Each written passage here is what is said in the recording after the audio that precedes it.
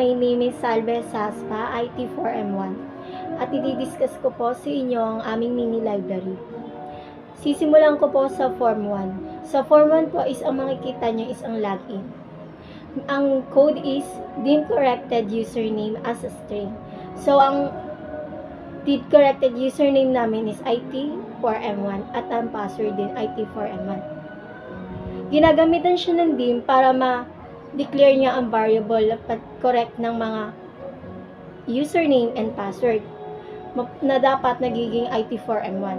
Dahil pag hindi ito naka IT4M1 pag ito ay mali, pag mali ang password at username is hindi siya makakapasok sa form 2. So, sisimulan ko din po sa username as a string, yung IT4M1.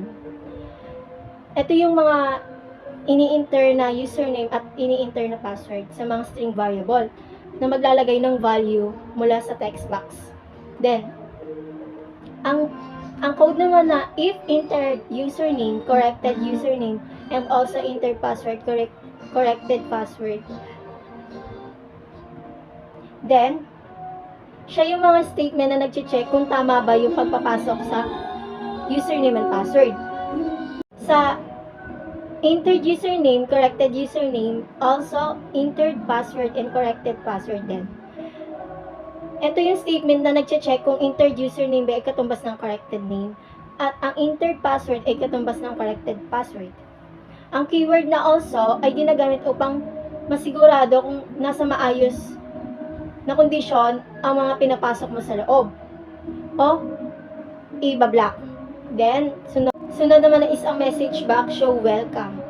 Dim form 2 as new form 2, then form 2 dot show, tas me dot hide. Ito naman ay nilalabas pag tama ang pagpapassword at username mo. Pag tama ang pagpapassword at username mo, ay madediretso siya sa form 2. So, pag hindi is hindi siya makakapasok sa form 2 at may nalabas na mali yung password at username mo. Ngayon naman po ay papaliwanag ko mga ginagamit namin na symbol sa aming code. Pagdating naman po sa dim is ginagamit ito upang ma-declare o lumikha ng bagong variable. Katulad po ng dim corrected username as a string. Then, ang sunod po is yung as. So, yung as po is ginagamit upang mabasa yung data type ng isang variable. O halimbawa po is yung dim corrected username as string ay nagbibigay ng corrected username. Tapos, ang sunod naman po is yung equal. Na symbol is ginagamit siya upang yung variable is mabigay. Halimbawa, yung corrected username equal IT4M1 dahil IT4M1 po ang aming username. Tapos, ito yung nagiging value ng corrected username. Tapos, sunod naman po is yung txt user.text. Tapos, txt pass.text. Ito naman po is nagbibigay ng text property ng mga text box, control, tapos, ang halimbawa po nito ay yung dim entered username as string equal txt user.text ay nagbibigay siya ng value sa mga text box o username. Then, ang sunod naman po is ang if at then.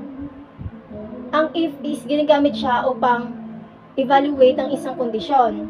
Tapos, yun then naman po ay sumusunod sa if upang tukuyin kung ano yung gagawin kapag ang kondisyon ay totoo, kung tama po ba.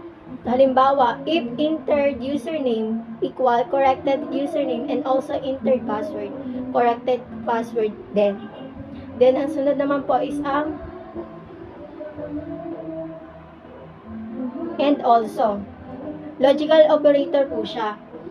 Tapos, nagbibigay siya ng parehong kondisyon sa mga kaliwa at kanan. And also, ay dapat totoo. Halimbawa po, if entered username equal corrected username and also entered password equal corrected password then. Then, ang sunod naman po is text box. Then, ang text box naman po is yung nagbibigay ng method para mapakita yung message na box sa user. Halimbawa po, yung message box that show is welcome. Pag tama po yung enter ng username and password mo, is lalabas po yung text box. Then, sunod po is yung show. Ginagamit po namin siya sa pagpapakita ng form. Halimbawa po, pag tama yung enter password and username mo, is madadirect na siya sa form 2. Then, sunod po is yung hide. Ginagamit po ito sa form 2 pag i-show kasi hindi mo pwedeng i-hide kasi matatambakan ng matatambakan. Then, yung sunod naman po is yung else. Bahagi din po siya ng if na statement na nagbibigay tamang kondisyon kung totoo ba. Halimbawa, yung else message box that show invalid username or password, please try again. Pag mali po yung username and password. Ang papaliwanag ko naman po is ang next is yung form 2. Ang nasa code po namin is import mysql.data.mysql client. Ayan, tas import excel equal microsoft.office.interrupt then excel. Then import system.data.sql client. Sa import mysql.data.mysql is i-connect po natin siya sa my localhost /php may admin. Then, ang sunod naman po is import excel equal microsoft.office is siya naman po yung pag click mo yung isang button is magdadirect na po siya sa Excel para magamit yung Excel. So, sa form 2 po namin, nandito po is ang create, tas update, tapos yung list, tapos delete, tapos yung genrep po. Isisimula po ako sa pag-create. Sa create po is, ang code namin dyan is insert into book, tas title, author, ISBN, publisher, year, publisher, classification, tapos yung mga TXT, title, yung TXT na pinangalan po namin, para mabasa po at makorek if makikreate po namin siya sa aming ginawang system o database. Then, ang sunod po is ang update. Ang ginawa lang po namin sa update, dahil po may pass na code po kami about reload, is ayun, yun na lang po yung nilagay namin sa update. So, ang nakalagay po dito is reload selected, book ID as ID, title as title, author as author, tas ISBN as ISBN, tas publisher year as publisher year, publisher as publisher, tas classification as classification. Then, ang sunod po is ang list. Dito po nakalagay yung mga title, author, ISBN, publisher, publisher, classification, na pag lalagyan po natin yung text box is ma-create natin, kumbaga masisave natin. So, DGT list, ang DGT list po namin is, siya po yung nasa cell contact click. Then, ang sunod naman po is ang delete. Sa delete naman po is delete from book where book ID. So, at pag binura ko po siya, is automatic na mabubura na. Then, sunod po tayo sa BTP generic. Tapos, ang naka-code po namin dito is process that start fill path. Then, pag hindi po pag mali po yung nilagay, yung mali yung pagkalagay is file not found. Siya po yung searching bar namin. So, sa searching bar po namin is pwede pang title, author, kung ano man po yung isi-search nyo. So, dito po is din po siya sa Excel. Nakasave din po siya sa Excel.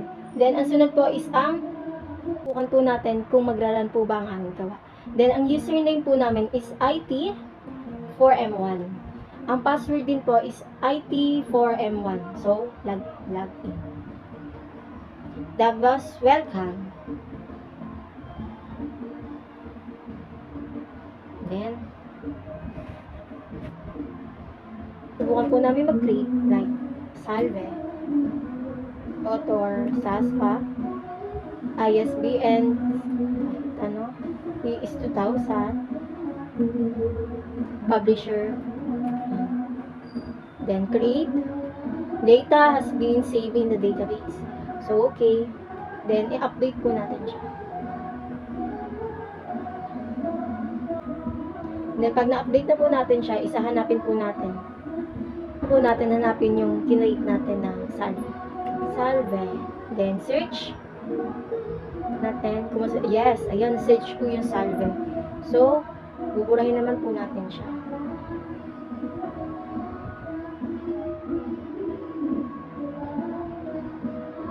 Then, susubukan natin magbura. Data has been deleted in the database. So, nabura po siya. I-update po natin.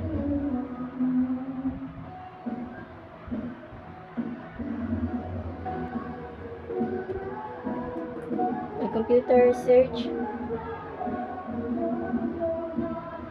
Yan. This is computer. Then, nakalagay po dito yung mga computer po na mga na-search po niya. Punta naman po tayo sa GR. Ang GR po namin is papunta po siya sa Excel. So, natin kung na-open po yung Excel. So, na-open naman po yung aming Excel.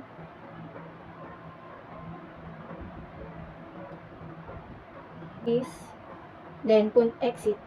Yan, nag-exit po siya. So, yun lang po at maraming salamat po.